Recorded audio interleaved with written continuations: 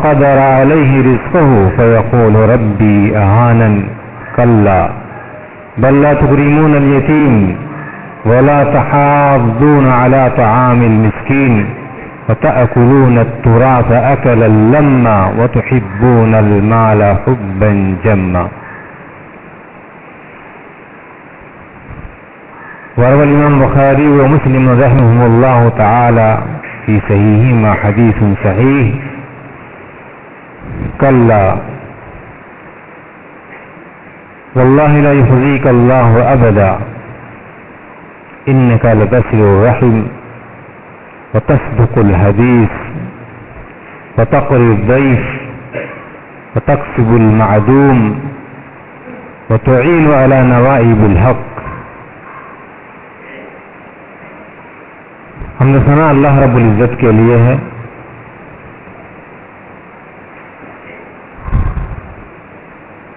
جس نے ہمیں ایمان کی دولت سے سرفراز فرمایا.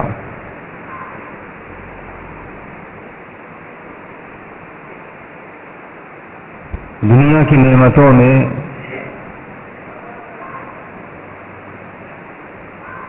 کسی انسان کو ایمان کی دولت نصیب ہو جائے تو اس سے بڑا کوئی خوش نصیب نہیں ہے. اور اس نعمت پر اللہ تبارک و تعالی کا جس قدر بھی انسان شکر ادا کرے وہ کم ہے. ویسے تو اللہ تبارک و تعالی کہ ہم انسانوں کے اوپر بے شمار انعامات و اکرامات ہیں.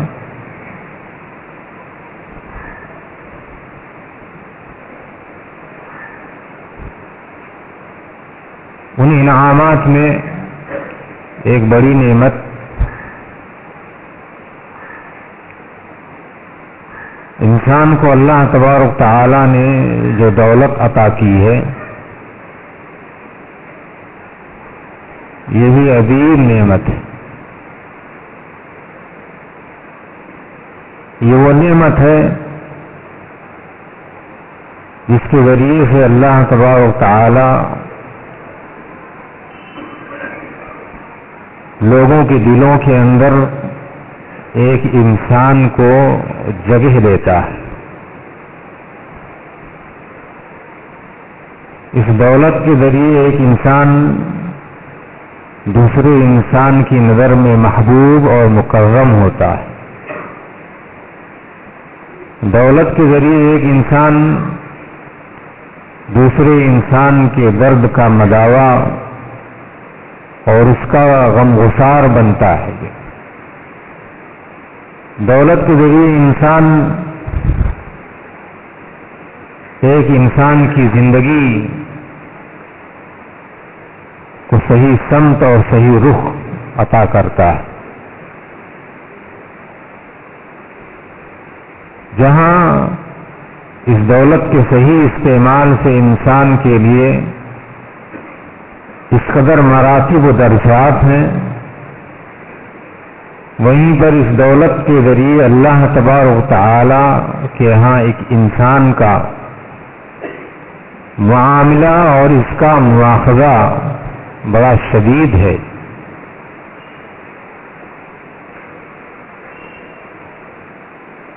میرے بھائیو،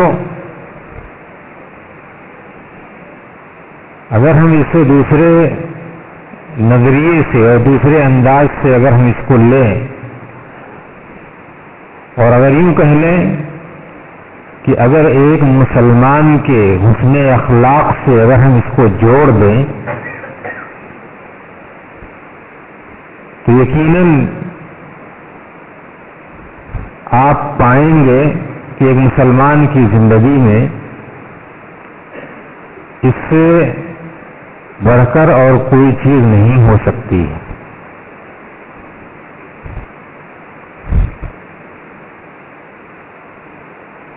اس فرع اور اس شاخ میں داخل ہونے سے پہلے میں چاہتا ہوں کہ قرآن کریم کی جو آیت میں نے آپ کے سامنے سورۃ الفجر کی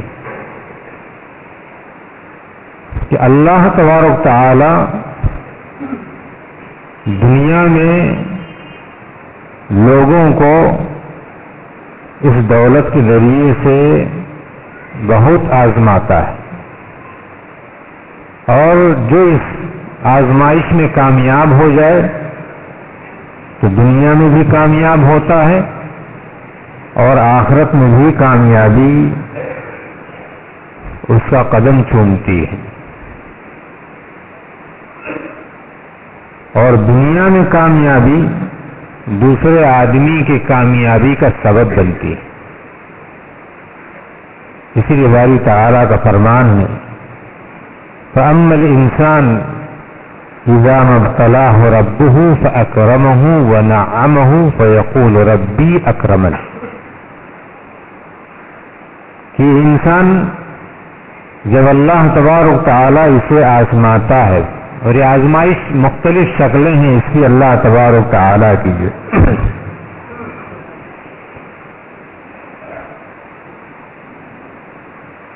جب اللہ تبارک تعالیٰ کسی کو آزماتا ہے اسے عزت دیتا ہے، اسے فراوانی عطا کرتا ہے، مال دولت کی اس کے یہاں ریل پیل ہوتی ہے، تو انسان بہت خوش ہوتا ہے اور اس نعمت پر پھولے نہیں سماتا ہے اور اپنے آپ کو بہت زیادہ خوش بخت اور خوش نصیبے والا سمجھتا ہے کہ اللہ نے ہمیں بڑی نعمت سے نوازا، میں اللہ کے یہاں بہت پسندیدہ ہوں، جو ہے میں اللہ کا بہت برگزیدہ بندہ ہوں، جو ہے ورنہ فلاں کو دیکھو اللہ تبارک تعالیٰ نے اسے نہیں دیا ہے، جو وہ قلاش ہے، بھکاری ہے، فقیر ہے، جو انسان بیان کرتا لوگوں کے سامنے فَأَمَّا الْإِنسَانُ إِذَا مَا ابْتَلَاهُ، لیکن وہ یہ لفظ بھول جاتا ہے انسان، اس آیت کے لفظ مبتلاہ، جو اللہ اسے آزماتا ہے۔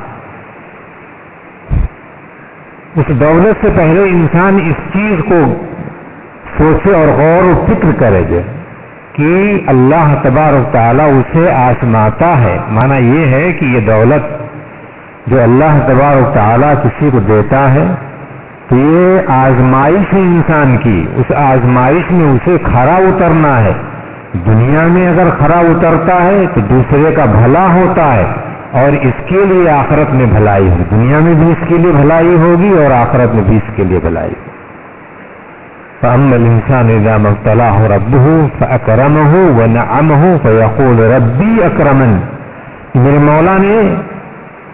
مولا نے میرے ساتھ بڑا احسان کیا ہے، میرے مولا نے میرے ساتھ بڑا ہی ہمدردی اور انعام کا معاملہ کیا ہے، بڑی توقیر و تکریم بخشی ہے مجھے یہ، لیکن وَأَمَّا إِذَا مَا ابْتَلَاهُ فَقَدَرَ عَلَيْهِ رِزْقَهُ، لیکن جب اللہ تبارک تعالیٰ اسے آزماتا، یہاں بھی لفظ وہی ابتلا ہے، فَأَمَّا إِذَا مَا ابْتَلَاهُ فَقَدَرَ عَلَيْهِ رِزْقَهُ فَيَقُولُ رَبِّي أَهَانَنِ، جب مال دولت کم ہو گیا، برآمد اور آمدنی کم ہو گئی، پیسے آنے کم ہو گئے، بازار ٹھپ ہو گئے، کساد بازاری کا سامنا ہو گیا، طرح طرح کی مشکلات یا طرح طرح کے معاملات کی وجہ سے انسان کی آمدنی مختصر ہو گئی، تو انسان اس وقت کہتا ہے فَيَقُولُ رَبِّي أَهَانَنِ، کہ میرے رب نے مجھے رسوا کر دیا، جو میں تو لاکھوں میں کھیلتا تھا، ہزاروں میں کھیلتا تھا، 10 گڈیاں نوٹ کی دائیں جیب میں 10 بائیں جیب میں ہوا کرتی تھی، اب تو اللہ تبارک تعالیٰ نے مجھے رسوا کر دیا، جو وَأَمَّا إِذَا مَا ابْتَلَاهُ فَقَدَرَ عَلَيْهِ رِزْقَهُ فَيَقُولُ رَبِّي أَهَانَنِ، کلا، یہ اہانت کی یہ بات کہاں سے آئی ہے؟ اللہ نے جو رسوا کیا ہے اور بازاروں کے اندر جو کساد بازاری آتی ہے، لوگوں کی رزق اور اس کی آمدنی کے اندر کمیاں واقع ہو جاتی ہیں، تو اس کے کچھ اسباب ہوتے ہیں جو، اور ان اسباب کا اگر آپ جائزہ لیں تو آپ پائیں گے کہ ان تمام کا معاملات مال سے ہے، جو سب کا معاملہ مال سے ہے جو، اور مارکیٹ میں یا بازار میں جب وہ چڑھا ہوتا ہے اور اس کے اندر فروغ ہوتا ہے تو اس وقت بھی سبب مال ہی ہوتا ہے، جو انسان خرچ کرتا ہے اللہ کے راستے میں دیتا ہے، جن کے حقوق بنتے ہیں ان کے حقوق ادا کرتا ہے، تو اللہ تبارک تعالیٰ رزق میں کشادگی پیدا کر دیتا ہے۔ کلا، یہ جو کساد بازاری آئی اور یہ مال کے اندر جو کمی ہوئی ہے، انسان جو بخیل ہو گیا ہے، ہاتھ خالی ہو گیا ہے، جیب خالی ہو گئے ہیں، تو وجہ کیا تھی میرے بھائیوں؟ وجہ اللہ فرماتے ہیں کلا بل لا تکرمون الیتیم، تم نے یتیموں کی عزت نہیں کی۔ جو ہے یتیموں کی عزت کا معنی یہ ہے کہ جو ان کا جو حق بنتا ہے وہ حق آپ نے ادا نہیں کیا۔ کلا بل لا تکرمون الیتیم، تم نے یتیموں کی پرورش نہیں کی، ان کی کفالت نہیں کی، ان کی دیکھ ریکھ نہیں کی آپ نے۔ جو ہے اس وجہ سے اللہ تبارک تعالیٰ نے آپ کے ساتھ یہ معاملہ کیا ہے۔ آج آپ دیکھیں گے بہت سارے لوگ ہمارے یہاں یہ سمجھتے ہیں یتیموں کی کفالت کا معنی صرف یہی ہے کہ ان کے پیٹ بھرنے کے لیے انتظام کر دیا جائے کہ وہ کھائے پیے اور خوب موٹا تازہ ہو جائے، تگڑا ہو جائے، یہی لوگ مراد ہیں۔ میرے بھائیوں، کہیں بھی یہ کسی بھی کے ساتھ بھی جو معاملہ ہوگا اسلام میں وہ صرف پیٹ تک نہیں ہے، یہ آپ جان لیجیے، چاہے وہ یتیموں کا معاملہ ہو، چاہے وہ فقیروں کا معاملہ ہو، چاہے مسکینوں کا معاملہ ہو، چاہے بیواؤں کا معاملہ ہو، کسی کا بھی جو معاملہ ہوگا وہاں صرف پیٹ، ہمارے یہاں کفالت کا معنی عموماً یہ سمجھا جاتا ہے کہ نہیں بس ان کے پیٹ بھرتا رہے، یہی اتنا کافی، انہیں اتنا دے دیا جائے کہ وہ کسی دوسرے کے سامنے ہاتھ نہ پھیلائیں۔ آدمی عموماً یہی سمجھتا ہے یتیم کو اتنا دے دو کہ وہ کسی دوسرے کے ساتھ سامنے ہاتھ نہ پھیلائے، بیوہ کو اتنا دے دو کہ وہ کہیں دوسری جگہ نہ جائے، جو ہے فقیر کو اتنا دے دو کہ وہ ادھر ادھر ہاتھ نہ پھیلائے۔ در حقیقت یہ ہماری جو فکر ہے اور جو سوچ ہے یہ محدود ہے۔ جو آئی اسلام اس فکر کو کس طریقے سے بیان کرتا ہے اس کی طرح دیکھنے اور سوچنے کی ضرورت۔ کلا بل لا تکرمون الیتیم، تم یتیموں کی تکریم نہیں کرتے ہو۔ جو یہاں لفظ اکرام آیا ہے، تکریم، تکریمون، تم یتیموں کی عزت نہیں کرتے۔ کیا معنی عزت کرنا؟ اس کا معنی یہ ہے کہ اس کو حق دینا جو حق کا وہ متلاشی ہے اور اس کو ضرورت ہے جو اس چیز کی، یعنی اس کی پرورش، اس کے پرداخت سے لے کر کے، اس کے کھانے پینے سے لے کر کے، اس کے تعلیم و تعلم کا، اس کی تربیت کا، ان تمام چیزوں کا بندوبست ہونا چاہیے آپ کے لیے، لیکن آج ہمارے یہاں نہیں ہے۔ اسی لیے تو اللہ تبارک تعالیٰ نے ایتام کے یتیموں کی کفالت پر بڑا اجر رکھا ہے، بڑا اجر رکھا ہے۔ انا وکافل الیتیم کہاتین فی الجنہ، کہ میں اور یتیم کی کفالت کرنے والا جنت میں ایسے ہی ہوں گے۔ جو کیا معنی یہ ہے کہ یتیم صرف کھانے کا محتاج نہیں ہے، وہ آپ کی تربیت کا بھی محتاج ہے، وہ تعلیم کا محتاج ہے۔ اس کے لیے کیا انتظام کیا جائے؟ اگر آپ مسلم معاشرے کو آپ دیکھیں گے، آپ اپنے شہر کے اندر دیکھ لیجیے کہ آپ کے شہر کے اندر ایتام نہیں ہے، بہت ہے، آپ کو اس کا اندازہ نہیں ہے، آپ کو اس کا اندازہ نہیں ہے۔ آپ کے اس شہر کے اندر 100 نہیں ہزاروں ایتام ہیں، ہزاروں ایتام ہیں، لیکن کہاں ہے وہ آپ کو اس کا بھی اندازہ نہیں ہے، اس کا بھی پتہ نہیں کہ وہ کہاں ہیں۔ جو چلو کہیں نہیں ہو، لیکن آپ نے ان کے لیے کوئی انتظام کیا ہے؟ یہاں کوئی یتیم خانہ آپ نے ان کے لیے تیار کیا ہے کہ جن کے والد نہیں ہیں یا جو درے یتیم ہیں یعنی والدین ہی نہیں ہیں، ان کی پرورش و پرداخت کا مسلمانوں کے یہاں کوئی انتظام ہے؟ خاص طور سے آپ کے اس شہر کے اندر میں تو جانتا ہوں کہ ایسے ایسے لوگ ہیں جو ایک یتیم خانہ بذات خود تنہا وہ چلا سکتے ہیں، لیکن نہیں۔ کلا بل لا تکرمون الیتیم، یتیم کا جو حق تھا، جب یتیم کا حق آپ نے ادا نہ کیا تو اللہ تبارک تعالیٰ نے پورے شہر منڈی کے جو آمدنی کے جو ذرائع تھے اللہ تبارک تعالیٰ نے اسے چھین لیا کہ جب تم کو جو میں دیتا ہوں اور اس میں دوسرے لوگوں کا جو حق ہے، جو حق ان تک نہیں پہنچتا ہے، تو پھر وہ حق کیوں تمہیں ملے؟ تم صرف اتنا ہی پاؤ جتنا تمہارا گزارا ہو سکتا ہے، اتنی میں کھاؤ جیو چلو جو ہے میرے بھائی. کلا بل لا تکرمون الیتیم ولا تحاضون علی طعام المسکین. مسکینوں کو کھانا کھلانے پر بات نہیں. کتنے لوگ ہیں آج ہمارے یہاں اس کا بھی احصائیہ نہیں ہے، اس کا بھی ہمارے یہاں جائزہ نہیں کہ کتنے جو ہیں فقراء اور مساکین ہیں جو ہے جن کی کفالت کرنی اور جن کے کھانے اور خورد نوش کا جو ہے انتظام کرنا آج ہمارے یہاں اس کا بھی انتظام نہیں ہے. ولا تحاضون علی طعام المسکین وتأكلون التراث أكلا لما وتحبون المال حبا جما.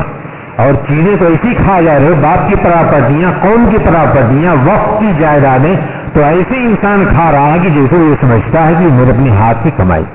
بڑے بڑے ٹرسٹ آپ کے شہر منڈی کے اندر لوگ ان کی زمینوں میں یوں ہی جبرن رہ رہے ہیں. لوگ ان کے پیسوں کو اپنا مال و دولت سمجھتے ہیں اور قوم کو جو اس کی ضرورت تھی وہ قوم کی اس کی بھرپائی نہیں ہوتی. ابھی بتاؤ کہ وہ عذاب آپ کو سر نہ آئے گا، قوم کے لوگوں میں وہ تکلیف تقسیم نہ ہوگی، تو صرف ایک آدمی کو اللہ تبارک تعالیٰ مصیبت میں مبتلا نہیں کرنا چاہتا ہے. آج بڑے بڑے ٹرسٹ ہیں آپ کے جیسے منڈی کے اندر، بڑی بڑی آراضیاں ہیں ان کی جو ہے، لیکن نہیں، وہ کسی بے مقصد بلا مقصد جو ہے ان کا کوئی انتظام ہی نہیں ہے. جو میرے بھائیوں، دنیا میں اگر آپ حکومت کرنا چاہتے ہو یہ نہ طاقت کی بلبوتے پر ہوتا ہے اور نہ ہی اسلحہ اور ہتھیاروں کے بلبوتے پر ہوتا ہے اور نہ ہی آپ کی دور اندیشی ان تمام چیزوں کے بلبوتے پر ہوتا ہے، نہ آپ کی یہ جنگی چالوں کی بدولت ہی ہوگی. اگر تو ہوگی تو کسی ایک چیز سے، اور اللہ کے نبی صلی اللہ علیہ وسلم نے اسی چیز کو اپنایا تھا تو پوری دنیا کے اندر آپ نے حکومت کی تھی اور بڑے بڑے بادشاہوں قیصر و کسریٰ جیسی تختوں کو اللہ کے نبی صلی اللہ علیہ وسلم کے قدموں میں انہیں زیر ہونا پڑا تھا. مسلمانوں کے قدموں کے اندر بھی جانتے ہیں کیا چیزیں تھیں؟ یہ وہی چیزیں تھیں جن کو ہم آج سوشل کہتے ہیں. جو سوشل ورک، جو سوشل ورک جسے ہم کہتے ہیں، یہی چیز تھی، باقی اور کچھ نہیں تھا. جو ہے آپ نے قوم کے لیے کیا کیا ہے، جو عوام کے لیے کیا کیا ہے آپ نے؟ نہیں، آپ کے پاس ان تمام چیزوں کا کوئی مد ہی نہیں ہے. اسی لیے جب پہلی وحی آئی رتے خدیجہ رضی اللہ تعالیٰ عنہ کے پاس اللہ کے نبی صلی اللہ علیہ وسلم پہنچتے ہیں اور کہتے ہیں کہ زمیلونی مجھے اڑا دو، کمبل مجھے اڑا دو، مجھے کمبل اڑا دو. انی خشیت علی نفسی، میں اپنے نفس پر خوف کھا رہا ہوں، ڈر رہا ہوں میں کہ میں مر جاؤں گا، مجھے آفت و پریشانی لاحق ہو جائے گی. تو اللہ کے نبی صلی اللہ علیہ وسلم کی عزیزہ بیوی نے کیا جواب دیا تھا؟ انہوں نے بھی قسمیہ جملہ استعمال کیا، واللہ لا یخزیک اللہ ابدا، اللہ آپ کو ہرگز رسوا نہیں کرے گا. کیوں نہیں کرے گا؟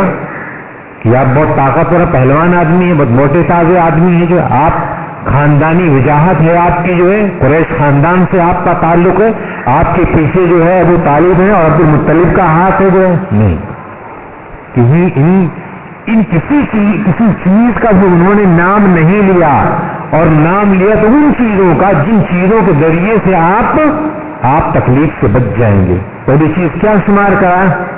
انک لتصل الرحم، کہ آپ رشتے داریوں کو جوڑتے ہیں. جو رشتے داریوں کو جوڑتے ہیں، یہ رشتے داریاں جوڑنے میں بھی یہ مال کا بہت بڑا ہاتھ ہے. جو مال کا بہت بڑا ہاتھ ہے، اور اسی لیے اسلام میں اپنے قریب اور اپنے عزیز اگر وہ مستحق زکوٰۃ ہے تو سب سے پہلے دینا اس کو اجر اور ثواب کا باعث. اگر آپ کا بھائی اگر وہ غریب ہے، فقیر اور مسکین ہے، تو سب سے پہلا اس کا مطالبہ ہے اور اس کا حق بنتا ہے کہ سب سے پہلے آپ اس کو آسودہ کر دیجیے. انک لتصل الرحم، رشتے داریوں کو آپ جوڑتے ہو. جو ہے رشتے داریوں کو جوڑنا، جو ہے بھائیو، اب رشتے داریوں کی بڑی کیٹیگریاں ہیں. جو سب سے قریب ترین رشتے داری اگر کسی انسان کی کسی سے ہے تو جانتے ہیں کیا ہے؟ وہ والدین، ماں باپ ہے. وہ ماں باپ ہیں. اس معاملے میں بھی اگر انسان ذرا غور کر کے دیکھے اور سوچے جو ہے کہ وہ انسان کس قدر کتنا قریب ہے اپنے والدین سے, اپنی ماں اور اپنے باپ سے کتنا قریب ہے, جو کتنا قریب ہے. لیکن آج آپ پائیں گے اس معاملے میں بہت سارے لوگ بیچارے جو ہے وہ بدنصیبی کے شکار ہیں. جو میں انہیں بدنصیبی ہی کہتا ہوں, میں نہیں کہتا, اللہ کے نبی صلی اللہ علیہ وسلم کی حدیث ہے. ہاں, جب آپ ممبر پہ چڑھے تو آپ نے کہا آمین, دوسرے پر چڑھے تو کہا آمین, تیسرے پر چڑھے تو کہا آمین. سوال کیا گیا کہ اللہ علیہ وسلم ایسا کبھی آپ نہیں ہوا تھا؟ ہاں, ان میں سے ایک بات اللہ نے بتلائی, کہا کہ جبریل نے کہا کہ ہلاک ہو وہ آدمی جو اپنے ماں باپ کو بڑھاپے میں پائے اور وہ جنت نہ حاصل کر لے, جو وہ بہت بڑا بدنصیب انسان. میں نے کہا آمین. جو ہے آج تو حالات یہ ہے کہ بٹوارے کی بات چلتی ہے, رشتے داریوں کی جوڑ, دور کی رشتے داریاں چھوڑو. جو ہے میں صرف والدین کی بات کرتا ہوں, ماں باپ کے جو حقوق ہیں اور ماں باپ کی جو رشتے داری, جو صلہ رحمی جو ان کے ساتھ مل گئے, ان کے ساتھ جو بر و احسان کا جو معاملہ ہے, قرآن کریم فلا تقل لهما اف, ان سے اف نہ کہو, ولا تنہرہما, انہیں ڈانٹو اور جھڑکو نہیں. جو ہے صرف والدین سے متعلق کی رشتے داریاں ہیں, صلہ رحمی جو ہونی چاہیے انسان کی, آج ان سے انسان بہت کمزور واقع ہوا ہے.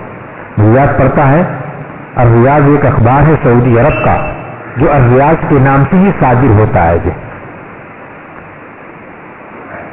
ابھی چند غالباً گزشتہ سال کا ایک واقعہ ہے کہ وہاں کی ایک عدالت میں, ریاض کی محکمہ علیہ کے اندر, وہاں کے کورٹ میں, ہائی کورٹ کے اندر ایک مقدمہ چل رہا تھا.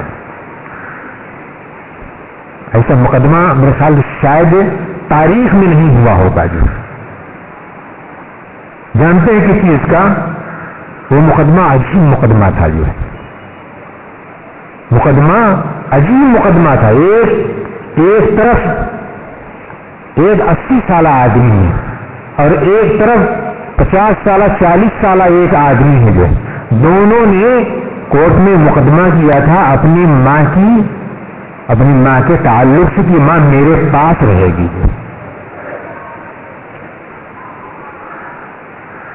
دونوں نے جھگڑا کیا, لڑائی کیا, ماں کو اپنے پاس. یہاں تو ارے ہم نے تو 1 سال خدمت کر لی, اس کا بھی حق بنتا تھا کہ یہ بھی 1 سال دیکھے ماں باپ کو. ماں باپ 1 سال تو میرے پاس تھے, اب تو اس کا بھی بنتا ہے کہ یہ بھی 1 سال اپنے ماں باپ کی پرورش سے پرداخت کرے, دیکھ ریکھ کرے ان کی. جو آج بٹوارے چلتے, ہم نے 4 سال تو ان کو دیکھا ہے. ہاں, اس دوسرے بھائی کو بھی چاہیے تھا کہ اس کو بھی دیکھا. آج ہمارے یہ بٹوارا, وہاں مقدمہ اس بات کا تھا کہ یہ ماں میرے پاس رہے گی, اور دونوں بھائی اس بارے میں جو ہے کورٹ میں جاتے کہتے ہیں کہ یہ میرا حق ہے, وہ کہتا نہیں میرا حق, ماں میرے پاس رہے گی, وہ کہتا ماں میرے پاس رہے گی. بھائیوں, جب وہاں عدالت میں جو فیصلہ ہوتا ہے تو جو سامنے جج ہے, قاضی ہے, وہ قاضی نے پورے اس مقدمے کا دراسہ کیا, اور دراسہ کرنے کے بعد بڑے کے حق میں فیصلہ کیا, چھوٹے کے حق میں فیصلہ کیا. تو بڑا وہاں پر دھاڑیں مار کر کے رو رہا تھا کہ میرے ساتھ ناانصافی ہوئی کہ ماں میرے حق میں نہیں آئی, یہ ماں کی خدمت کر کے جنت میں داخل ہو لیتا ہے. جج نے کس بنیاد پر فیصلہ کہا کہ تمہاری عمر 80 سال کی ہو گئی ہے اور تم نے اپنی ماں کی کفالت کی ہے, ایک لمبی مدت کی ہے, اس کا بھی حق ہے, یہ بھی ہے, اس کا بھی حق ہے, اور یہ بھی توانا ہے, مضبوط ہے, تم سے بہتر طریقے سے ماں کی خدمت کر پائے گا. اس وجہ سے جج نے چھوٹے بھائی کے حق میں فیصلہ کر دیا. جو صلہ رحمی ہمارے نبی کی جو سب سے پہلی صفت اور خصوصیت خدیجہ نے بیان کی وہ کیا ہے, انک لتصل الرحم, کہ آپ صلہ رحمی کرتے ہیں, جو لوگوں کو جوڑتے ہیں, بنا کر کے رکھتے ہیں. صلہ رحمی کی بات میں آپ کو بتاؤں میرے بھائیوں, اللہ کے نبی فتح مکہ سن 8 ہجری کے اندر ہوتا ہے. اللہ کے نبی صلی اللہ علیہ وسلم کے ساتھ وہ لشکر جرار ہے اور نہایت ہی آب و تاب اور شان و بان کے ساتھ جب مکہ معظمہ میں داخل ہوتے ہیں تو لوگ جانتے ہیں یعنی مکہ کی حالت کیا تھی. ابھی مکہ ڈھونڈ رہے ہیں, کونے تلاش کر رہے ہیں, سراغ ڈھونڈ رہے ہیں کہ وہاں پر جا کر گھس کر کے اور اپنی پناہ حاصل کر لیں. میرے بھائیوں, اللہ کے نبی صلی اللہ علیہ وسلم مکہ معظمہ میں داخل ہوتے ہیں. کفار مکہ جنہوں نے اللہ کے نبی صلی اللہ علیہ وسلم کو تکلیفیں اور ایذائیں پہنچائی تھی, وہ اہل مکہ جنہوں نے رسیوں میں باندھ کر کے گھسیٹا تھا جو ہے، وہ اہل مکہ جنہوں نے اللہ صلی اللہ علیہ وسلم کے گردن مبارک پر حرم مکی کے اندر بیت اللہ کے زیر سایہ جنہوں نے اونٹ کی بچھڑیاں ڈالی تھی، وہ اونٹ کی بچھڑیاں جس معصوم بچی فاطمہ نے اٹھا کے اپنے باپ کی گردن سے ٹالی تھی جو ہے، وہ مکہ جہاں پر حضرت بلال رضی اللہ تعالیٰ عنہ کے اوپر پتھر رکھ دیے جاتے اور چلچلاتی دھوپ کے اندر یہ تڑپتا ہوا چھوڑ دیا جاتا تھا، جو وہ عمار بن یاسر ہو، یاسر خاندان پورا، یہ تمام مناظر اللہ کے نبی صلی اللہ علیہ وسلم کی نگاہوں کے سامنے ہے جو، اور آپ چاہتے تو اہل مکہ سے ہر آدمی کا بدلہ لے لیتے جو ہے، جو کفار قریش اور ابو سفیان جیسے لوگوں نے جنہوں نے اذیتوں اور تکلیفیں پہنچانے میں ذرہ برابر بھی انہوں نے کچھ چھوڑا نہیں تھا، لیکن نہیں،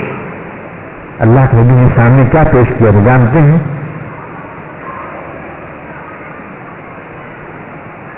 لا تثریب علیکم اليوم اذهبوا انتم الطلقاء، آج کے دن کسی کے اوپر کوئی سختی نہیں ہے، کوئی پریشر نہیں ہے، جاؤ تم سب کے سب آزاد ہو جو۔ ابو سفیان جو چچا عباس کے ساتھ ہیں جو ہے سہمے ہوئے ہیں اور اللہ کے وسلم کا یہ جملہ سنتے ہیں، کہیں حتی چچا کہتے ہیں کہ اے ابو سفیان ایمان لے آؤ، کہہ رہے ہیں کہ کیا وہ ہمیں بخشے گا؟ جن کے ساتھ ہم نے ایسا معاملہ کیا وہ ہمیں چھوڑیں گے؟ نہیں، اللہ کے نبی نے یہ ندا لگائی کہ ابو سفیان کھینچے وہاں سے آتے ہیں اور اشہد ان لا الہ الا اللہ و اشہد ان محمد رسول اللہ کلمہ پر۔ میرے بھائیو، لیکن بدلہ اسلام میں جو اچھائیوں کے ساتھ آپ اپنے پر قائم رہو، اللہ تبارک تعالیٰ لوگوں کو سیر کرنے والا ہے۔ آج آپ دیکھو آپ کے ملک کے اندر جو آپ کو کچھ نہیں کرنے کی ضرورت، صرف اپنے ایمان پر باقی رکھو، اپنے حسن اخلاق کا مظاہرہ کرو، ان تمام چیزوں سے اللہ خوش ہو جائے گا اور آپ کو سربلندی اور آپ کو اس ملک کے اندر عزت و توقیر عطا کرے گا کہ یہ دشمنان جو یہ خود دیر ہو جائیں گے اور یہ اپنی موت آپ مر جائیں گے۔ اسی فتح مکہ کے وقت صلہ رحمی کی بات کر رہا تھا میں، انہیں فتح مکہ کے موقع پر اللہ کے وسلم نے دور دراز کی بڑھیا عورت کو دیکھا جو ہے کہ بیچاری وہاں سے اپنے کپڑے سمیٹے ہوئے وہاں سے بھاگی ہوئی چلی آ رہی۔ اللہ کے نبی صلی اللہ علیہ وسلم نے پوچھا یہ کون ہے؟ کہنے والے نے کہا یہ حلیمہ سعدیہ ہے۔ اللہ کے نبی صلی اللہ علیہ وسلم کو اپنا بچپنا یاد آ گیا، وہ حلیمہ سعدیہ جنہوں نے نبی پاک صلی اللہ علیہ وسلم کو گود میں دودھ پلایا تھا۔ حلیمہ سعدیہ وہاں سے اپنا کپڑا سمیٹے ہوئے چلی جا رہی ہیں، ادھر اللہ کے نبی صلی اللہ علیہ وسلم کھینچے ہوئے چلے جا رہے ہیں اور جاتے ہیں ان کو سینے سے بیٹھا اور سینے سے لگایا اور اپنی چادر اتاری زمین پر بٹھا دیا اور کہا امی صلہ رحمی۔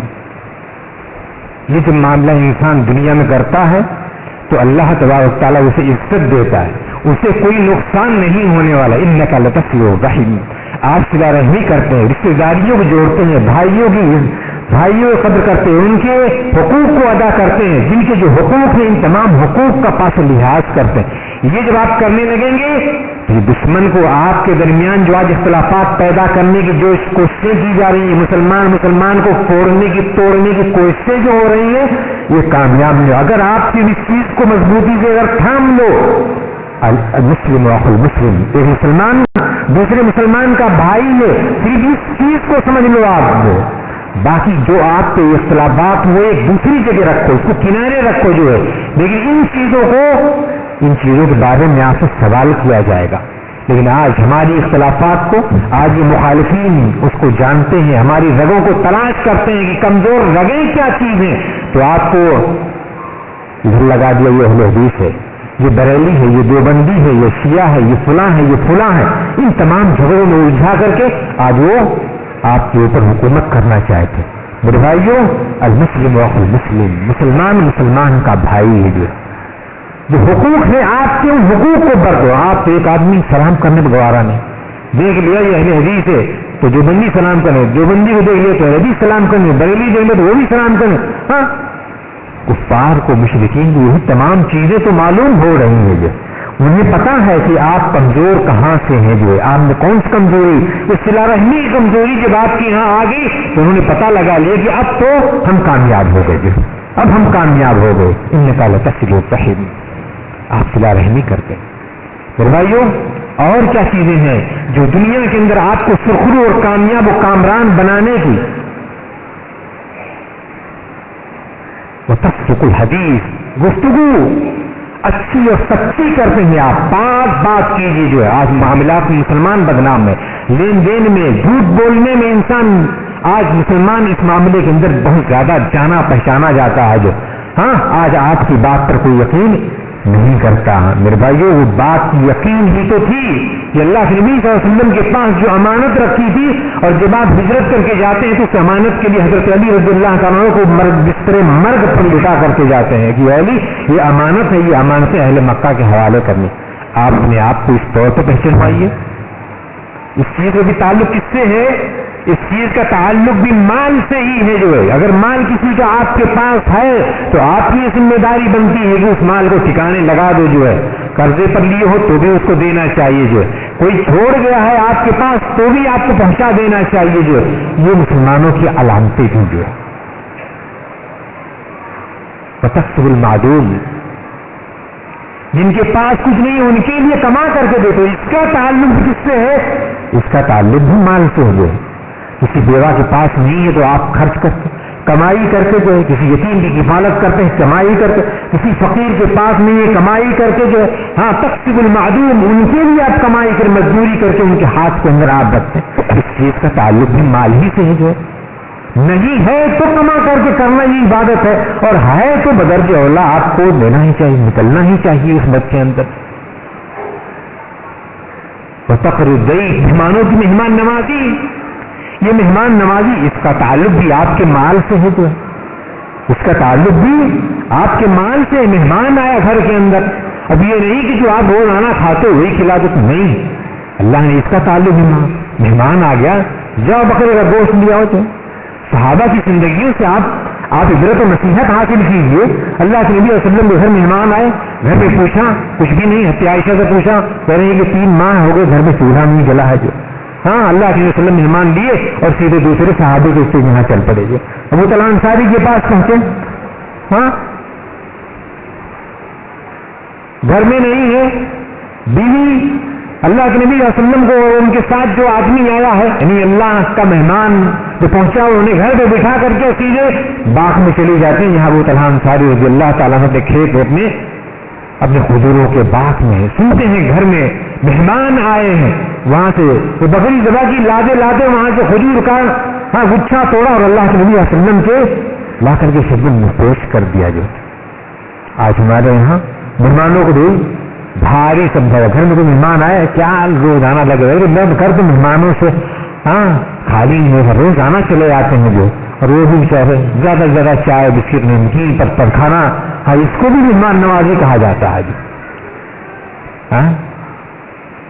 نہیں میرے بھائیو، وتقر الضیف، مہمانوں کی مہمان نوازی، مال سے تعلق ہے اس چیز کا۔ جو یہ بھی آپ کو کوئی بھی مہمان ہو، مسلمان ہو غیر مسلم ہو، آپ کے یہاں آ گیا تو مہمان نوازی آپ کے اوپر واجب ہو گئی ہے، فرض ہو گئی ہے، اسے آپ کو نبھانا ہے۔ جو ہے یہ حقوق ہے انسان کے جو آپ کو ادا کرنا ہے۔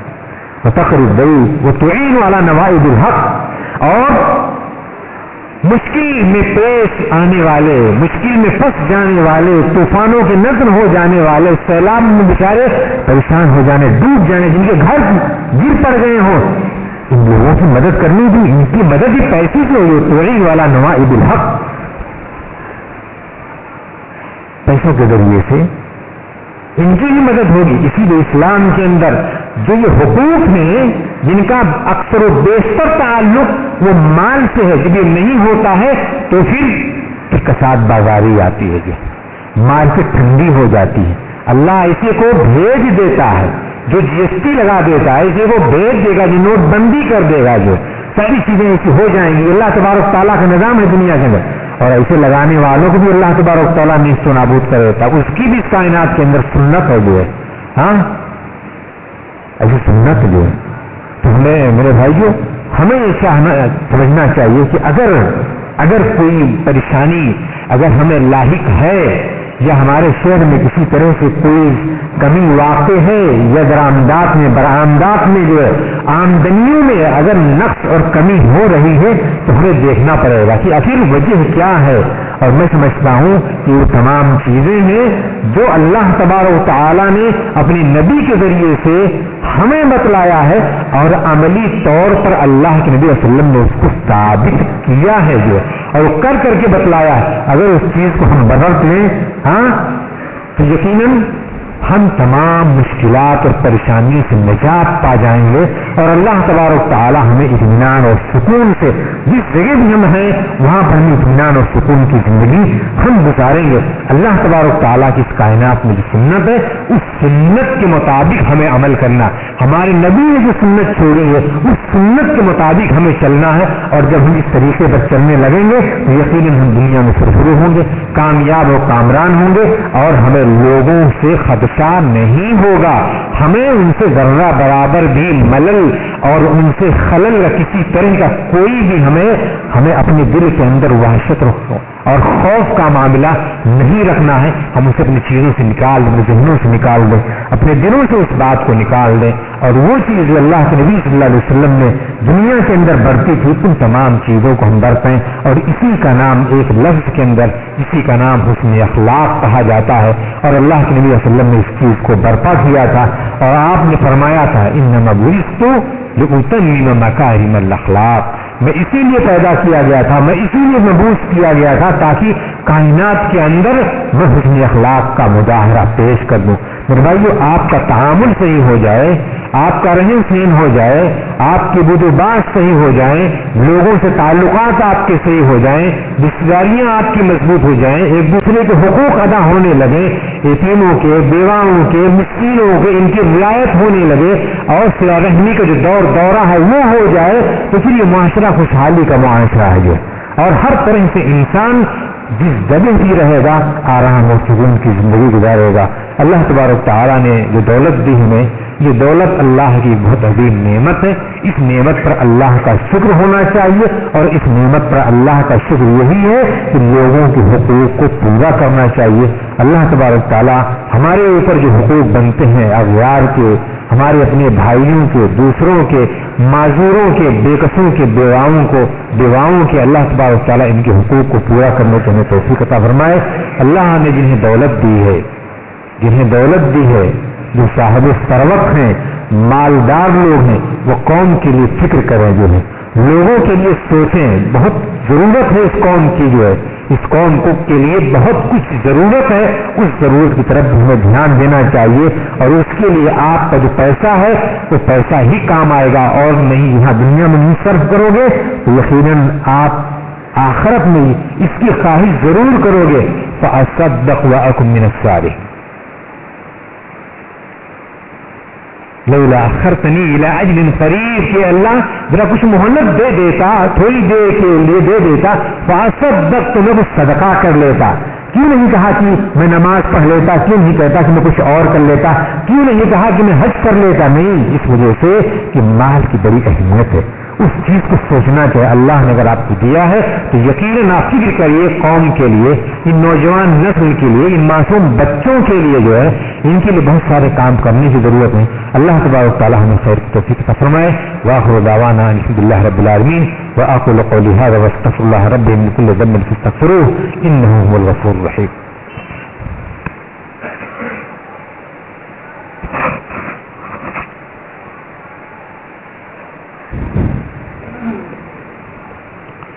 إن الحمد لله نحمده ونستعينه ونستغفره ونؤمنه ونتوب إليه ونعوذ بالله من شرور أنفسنا ومن سيئات أعمالنا. من يهده الله فلا مضل له ومن يضلله فلا هادي له وأشهد أن لا إله إلا الله وأشهد أن محمدا عبده ورسوله. أما بعد, اللهم صل على محمد وعلى آل محمد كما صليت على إبراهيم وعلى آل إبراهيم إنك حميد مجيد. اللهم بارك على محمد وعلى آل محمد كما باركت على إبراهيم وعلى